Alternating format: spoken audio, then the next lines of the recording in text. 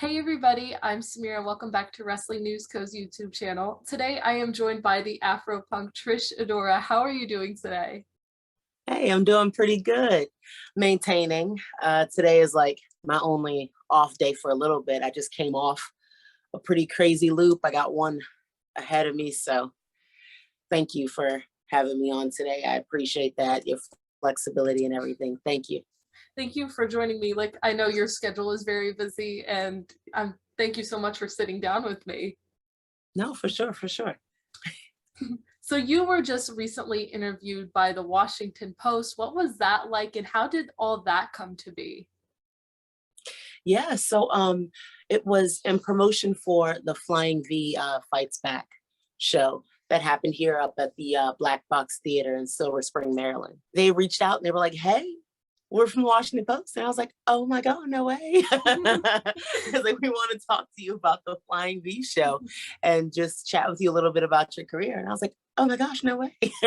So, and it was really cool because we actually linked up at a local coffee shop and got to like sit and have coffee and chat for a little bit.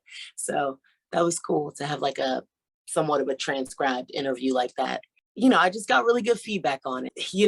I think what's happening right now is I'm actually stopping to realize what that was and like what that means. I think sometimes I get so busy, I just got to sit sometimes and go, I did get a lot of really good feedback on that, when I did the tapings,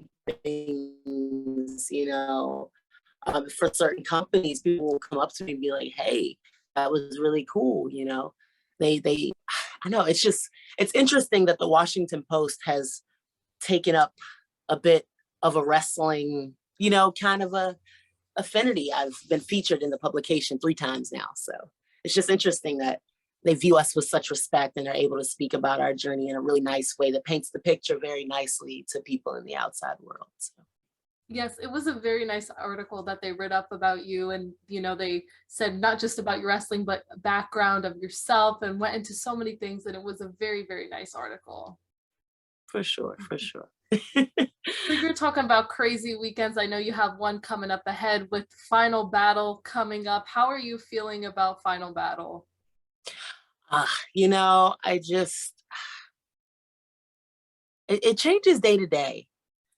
Some days I'm like, oh, I feel like this is just the beginning in some ways. I feel like this is the end in a lot of ways. I mean, it is the end, in certain ways. And it's just going to be nice to see like a lot of my peers, a lot of the people that I'm close with again. And I'm just hoping it's not for the last time, I'm hoping that's not our final battle. And if ROH does return, who is somebody that you were really, really hoping to get your hands on in ROH? Well, you know what? Me and Jordan Blade have been wrestling each other, all up and down the US. And I think we can really bring out a lot from each other under the TV wrestling banner. I'd love to wrestle her in Ring of Honor for sure. Nicole Savoy, absolutely would love to do that. So those are just 2 off the top of my head. Speaking of Nicole Savoy, she's been featured in MLW as of late, and MLW has like opened the door for people to come in. Is it possible we could see you there? It is possible you could see me there. It is possible that you could see me there. Yes, that's definitely between NWA, for sure. Those are 2 companies that I'm really looking forward to starting to debut for in the new year. Definitely trying to at least debut for one new company each month next year. That's a goal of mine. So I'm definitely MLW coming up with their women's division and NWA coming off of their all women's pay-per-view this past August. So yes, could go anywhere. The opportunities, there's so many opportunities and I'm so grateful and so appreciative of that. There's so many really dope places to work, so many really awesome women to wrestle. So you made your AEW Dark Elevation debut against Riho. What was that like being there and then getting to wrestle Riho?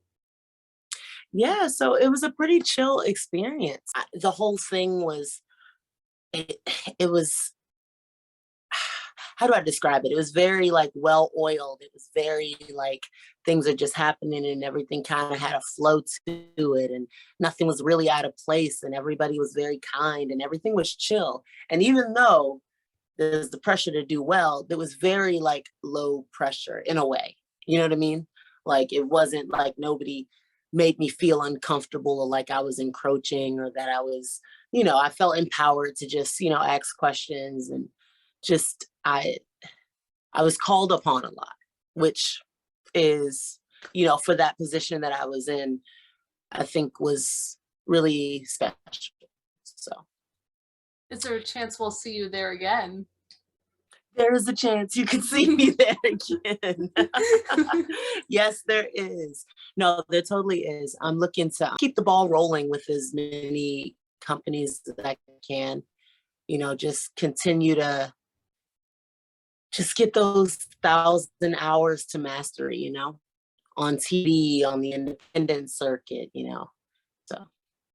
So you've done a lot in this past year as you've been ranked on the PWI Women's 150 at place number 18 and PWI's 500 at place 44.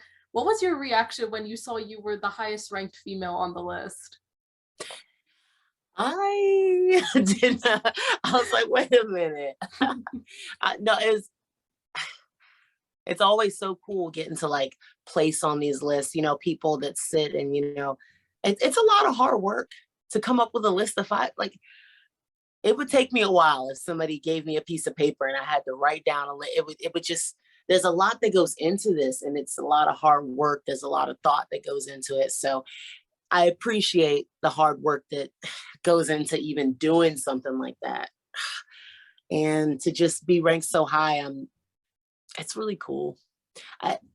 Especially like in a publication like PWI, like for 30 years, you know, they've been like the go-to for like your wrestling news. It's like such a cool publication, so well respected. So to feel that respect come back to me is really dope. Really dope. I'm happy, you know, I'm happy that some view me as a standard setter, perhaps. So I'm hoping I can fill those and perform my duties well for everyone. Well, congratulations. It's well deserved. Thank you. So as we were talking before, you know, you're hoping to work with either MLW, NWA, others, you know, moving into 2022, what other promotions do you hope to work for or wrestlers you hope to work with? Right now, let's see. I'm trying to, Texas and like the Midwest are two really, they're flourishing right now. Those markets are flourishing. So if I could continue to have a good working relationship with New Texas Pro Wrestling, I feel like things are going to get really, really crazy for me in 2022. And I feel like I'm going to find my way in Texas like a lot next year. Like a lot. And even trying to break into the Midwest scene, just trying to get up there and work for freelance wrestling, you know, Black Label Pro, even to go up north and to continue my working relationship with Blitzkrieg Pro Wrestling as well and Limitless. I'm trying to, you know, I've been kind of ambitious and I'm like, all right, maybe I want to leave the country, but it's kind of hard to figure things out, especially like with COVID and everything like that. So we'll see if I can leave the country, but I'm definitely looking to go up north all the way to Canada and break into their market. Definitely working for C4 would be awesome. That was actually supposed to get set up, and then the pandemic just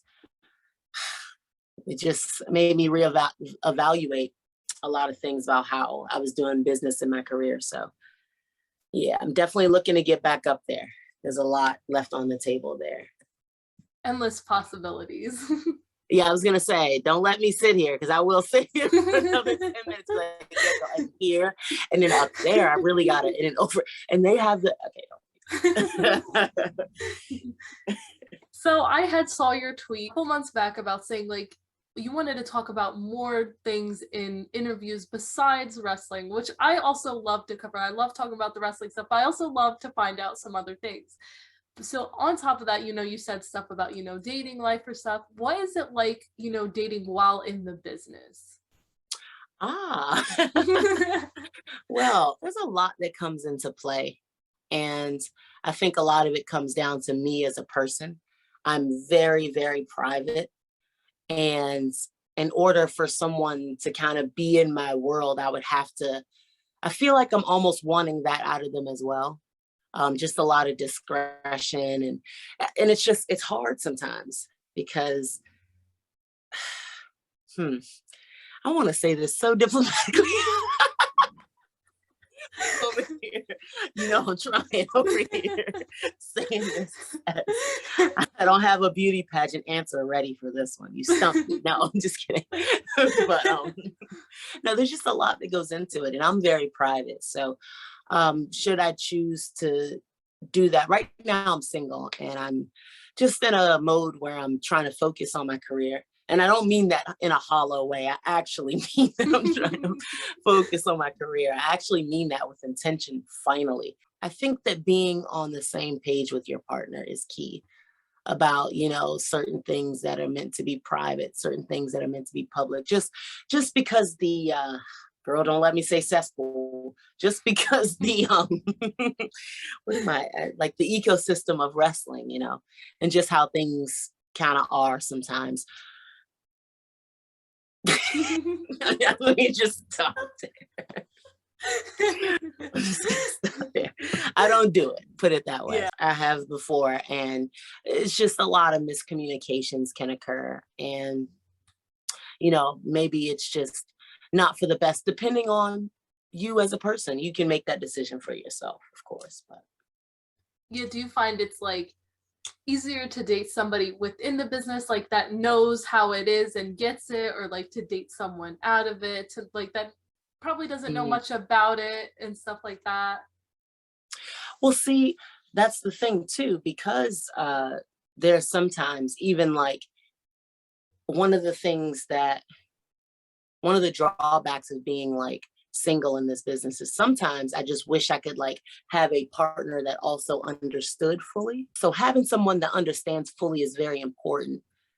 So I could see how that would be like, okay, what it, I don't want to have to explain merch, so it's like the process of it and how it, it's hard sometimes. So I can understand that. But at the same time, it's like, sometimes I want that separation,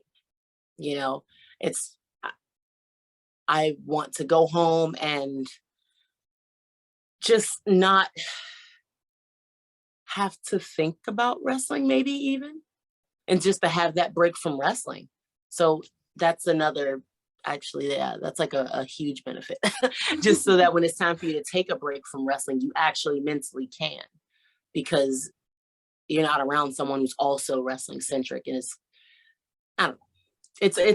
I feel like it can work either way. I don't know. But as of right now, I would be interested in venturing outward.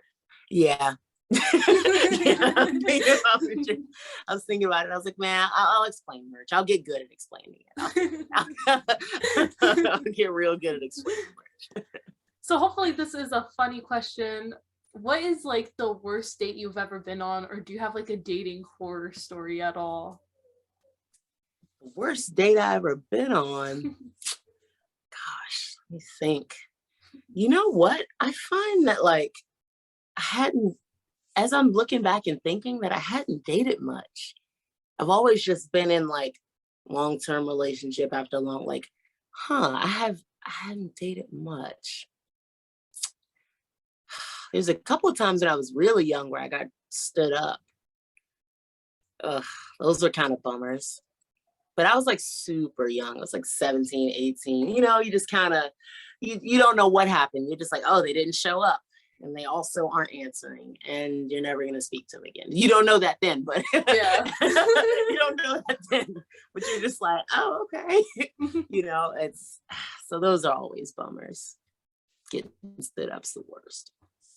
Don't do that. Yeah. If you're looking at this, don't do that. Just cancel, be upfront, just say, hey, it's not going to work out. Don't do that. I got to go to therapy because of that. I'm well past 18, okay? Don't do that to people. Don't ghost people. It's not right. Please. Just be honest. upfront. Come on. Be real. Sorry, that was my little side thing off to the side that I needed to say to everybody. No. So what shows do you enjoy watching? Have you binge watched anything lately? You know what? I wish my attention span was better because people recommend shows to me all the time. And I'm just like, man, I'll commit to watching something and I'll fall off so bad. I binged Squid Game. Excuse me. That was the last thing that I binged, pretty much with everybody else.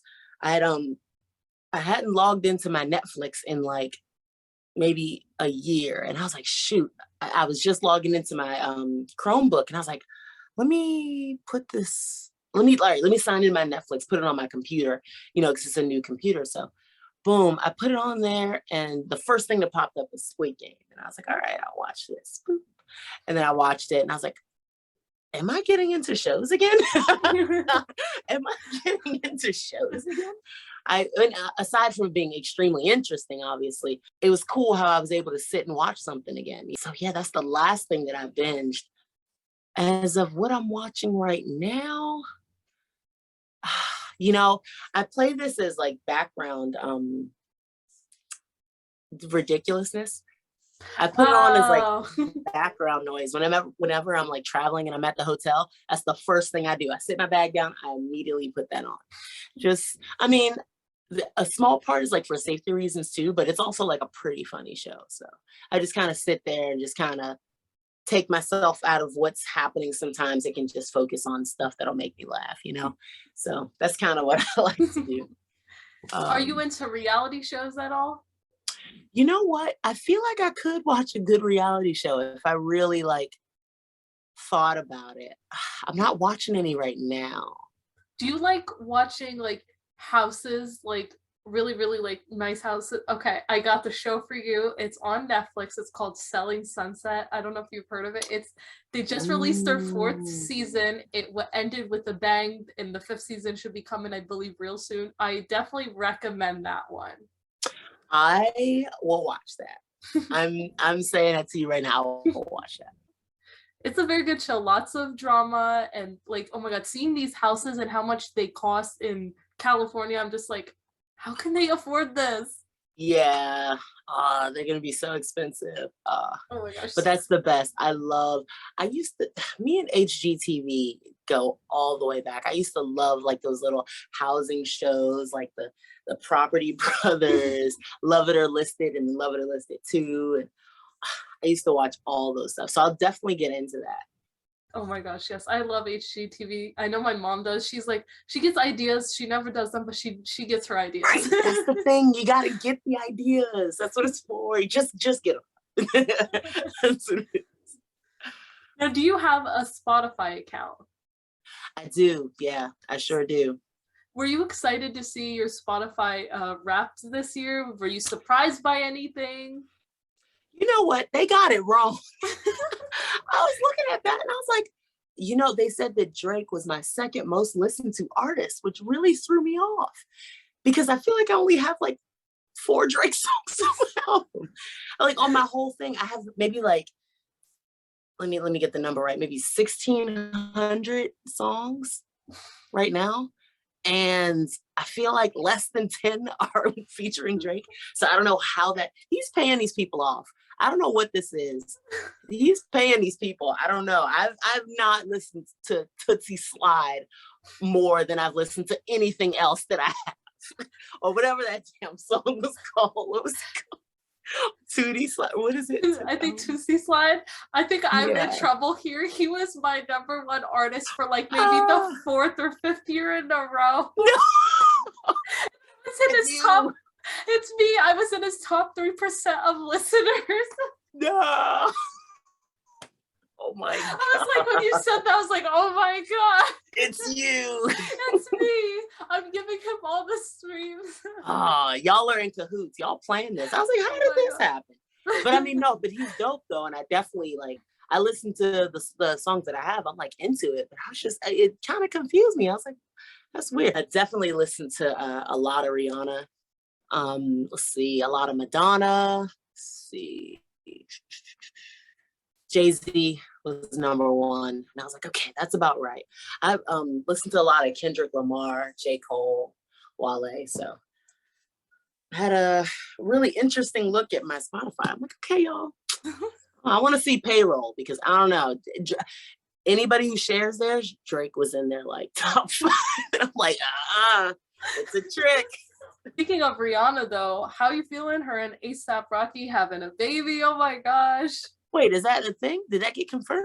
I think it did. I know I kept seeing it on Twitter. I was about to say, I feel like maybe 2 days ago somebody said a thing, and then no one else has said a thing about it. And I'm just like, I mean, look, billionaire boss lady, she can pick them how she picks them. So I'm sure she's having a great time with it. So we definitely missed that new music though. We haven't been getting any. Yeah, I know. That's the thing. It's like, okay, babies are cool and all, Riri, but what we really wanted. No, I'm kidding. No, this is fine. And we're all just crying. This is fine. Don't worry about it. It's fine. No. So where do you see yourself within the next year? In the next year, international. Yeah. Either back to the UK, back to Japan, debuting in Canada, debuting in Mexico. Ready to do it. Happy to do it. So my final question for you, I love to ask fun questions at the ends of my interview. Christmas is right around the corner. Is there anything that you like to do during Christmas, like baking, Christmas music, go see lights, movies? It's crazy. I don't celebrate holidays. I don't know whether the chicken or the egg came first, whether or not it's just that it wasn't instilled in me when we were young, or that because it wasn't instilled in me, I have this disdain for it and I just shun all. No, but I'm not a Scrooge, of course. I'm happy about the cool weather. I'm happy about the fall foliage. Everybody's pumpkin spiced out. Everybody's spending time with family. People are really reconnecting in a real way. And I think that's really cool about the holidays because you finally have the time to do that. So I'm happy that I'm going to finally be able to make the time to just hang out with people that are important to me. I feel like maybe I just ignored that for so long. And I think this year, I think I'm going to do it. I think we're doing it. So I'm going to get festive and whatnot, so. As I'm sitting here with gingerbread with Santa hats on. You know what? The gingerbread Oreos are so good. Those are those might be the best Oreos. If you're a person that eats a few of the Oreos, or maybe you got a favorite type of flavor, those gingerbread Oreos are so good. I just had them a couple of days ago. I was like, excuse me. No. So maybe that's what I'll do. I'll just buy a bunch of gingerbread Oreos and make a gingerbread house or something like that. Oh my God, do that. I'm going to do that. That's what I'm doing for the holiday season. Are you a big Oreo fan? I'm a pretty big Oreo fan. I haven't tried the carrot cake ones though. I'm going to be seeing about those next time. So do you remember when they came out with the mystery Oreos in 2019? Did you try those? No, I didn't. I forget what it was. And I remember I tried it and it tasted like Teddy Grahams or graham cracker. I think that's what it ended up being. I forget what it was. And my friend thought each one was different. I'm like, no, the whole box is the same.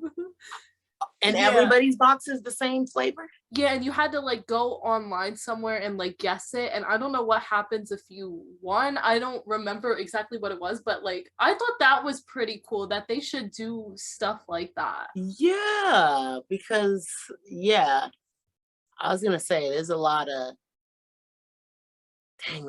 really dope combinations as I'm thinking about it now. I feel like they might have, I don't know if they've already done like a brownie batter type or like some type of brownie Oreo type. I That would be think they good. did. Oh my god, they have so many flavors now that I can't keep up.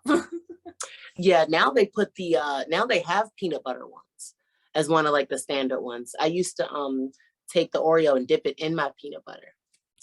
That used to be a whole thing. I went through a phase. But we're on the other side of that now. And so we don't eat as many Oreos, but those gingerbread ones are crazy. They're so good. Oh my gosh, now I gotta go. I've been telling everybody to listen. I'm sorry.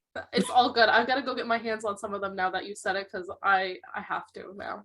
Yes, and you know what? Let me know what you think. Immediately go. Come to me immediately. I'll probably be eating more of them. Or the carrot cake ones. I gotta grab those. Oh my god, there's been so many Oreos. I know I've like gotten some of the new ones. I forget which one I had, and it was like so good. I know there's a coconut one. That one's really good. Is it? Yeah. I'll have to take a picture and send it to you right after this, because that one was really good. Hazelnut one, that one. Oh my gosh, yes. Anything like Nutella-ish like that. Oh my god, yes. They had a pistachio set one time, which was really interesting. And I should have grabbed it and tried it. But I saw it and it threw me off a little too much. I should have just tried it, because I feel like it wouldn't have been too bad. I don't think they have any large missteps, you know. You like chocolate and mint together? I do. Oh my gosh, I do. It's like mint ice cream with a chocolate brownie. Like if you go to okay. All right. So you got to go to Cold Stone and get the mint ice cream and get like the brownie and then get it mixed together. I don't know. I'm not usually a fan of, mint and chocolate together. I don't know why. I'm just like, I don't know. I'm more of the peanut butter and chocolate type of person. Oh, okay. Yeah. Okay. It's, that's funny. It's usually one or the other. Yeah. That's so funny because, peanut butter is cool. I feel you. Okay. So I can talk about ice cream. Well, I can sit here and just rant. At one point, I had like 6 pints of ice cream, different flavors from different places. I'm ridiculous. Don't start an ice cream podcast. Don't. Oh, especially for Ben and Jerry's and all their flavors. Oh my gosh. Yes. The Americone Dream is my favorite. It is so good. Oh, okay. I'm sorry. You're good. You're good. If there's an ice cream I could recommend to you, it is one of the best. I've fallen in love with this ice cream. It's from Breyers. It's their brownie cheesecake one. Oh my god, it is so good. Brownie cheesecake? Yeah. Oh my gosh. Yeah, I'm gonna have to go talk with them about that. Okay. And how about this? Haagen-Dazs. They have a spirits line where they're like some like alcohol infused like ones. They have a Irish cream brownie. Oh.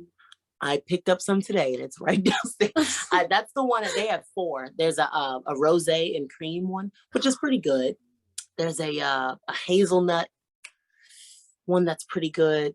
Oh, the other one, the 4th one's leaving me. But out of those 4, the brownie one, oh my gosh, so good. I like the flavor of like coffee and brownie anyway. So it's like the Irish cream with the brownie. I was like, oh my god, that's. Okay, that's on my list. The Oreo, gingerbread, and the Haagen-Dazs. I have to get them. Yes. Oh, so good. Yeah, and I'm gonna see what they're talking about with this brownie cheesecake. I'm very excited about it. Oh my gosh, it is so good. Trish, thank you so much for joining me today. Can you tell everybody where they can find you? Yes, you can find me at Trish Adora 202. That's on Twitter. That's on Instagram. I do have an athlete page on Facebook. That's at Around the Way Girl. So I'm hoping I see y'all there. So you can find all the descriptions where she mentioned down below, as well as mine. Again, thank you so much for joining us today. Yes, thank y'all for having me.